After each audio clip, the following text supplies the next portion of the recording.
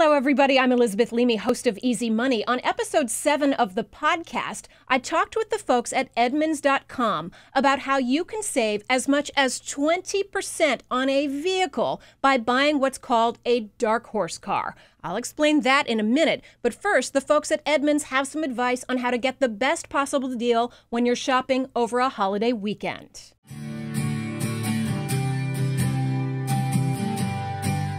Surely you've seen all the sales promotions. It's the President's Day blowout, explosive 4th of July savings, sizzling hot Labor Day sales, Earth Day specials that are out of this world, man. Okay, maybe not that last one, but you know what I'm talking about. With screaming deals and an extra day off work, shopping on a holiday weekend sounds like the perfect idea. But there's only one problem. Hundreds of other shoppers just like you are gonna flood the exact same lot that you're gonna go to. And what that could mean for you is a slowed down process. It could take longer to get a test drive. It could take longer to get your contract signed. And that's gonna suck some of the fun out of buying a car over the holiday weekend. The good news is it doesn't have to be like that. We have 3 tips to make shopping easier for you. First, get a head start at home. Don't wait until the weekend starts.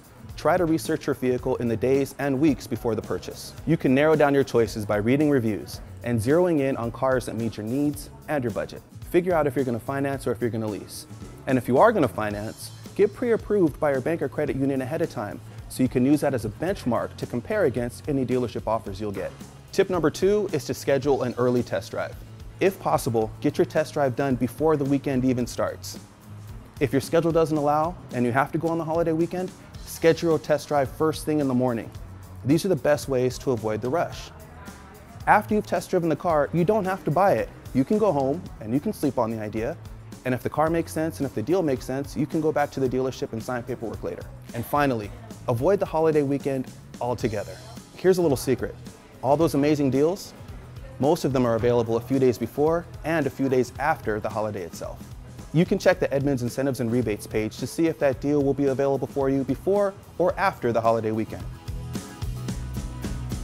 Pro tip, if you don't need to take delivery immediately, consider picking up your car after the holiday weekend sale is done. Getting your car from the dealership when it's a little bit slower will allow the detail department to spend more time getting your car sparkly clean. It'll also allow the person who's going to teach you how to use your new car to spend more time explaining the new tech and pointing out the new safety features of the car that you just bought. With a little bit of planning and some thoughtful strategy, you can get into your perfect car over the holiday weekend with enough time left over to enjoy your extra day off.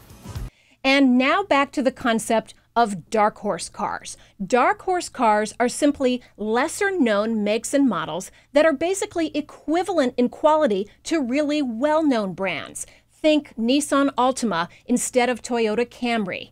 And if you buy a dark horse car, you can save as much as 20% simply because it's not in as much demand, even though it's still a great vehicle. I've got several dark horse car pairings, so you can get the idea and maybe even get the car on episode 7 of the Easy Money podcast. You can subscribe via the link below. Every week, we talk about great ways to make more, save more, and also find unclaimed money. I'm Elizabeth Leamy, and that's Easy Money.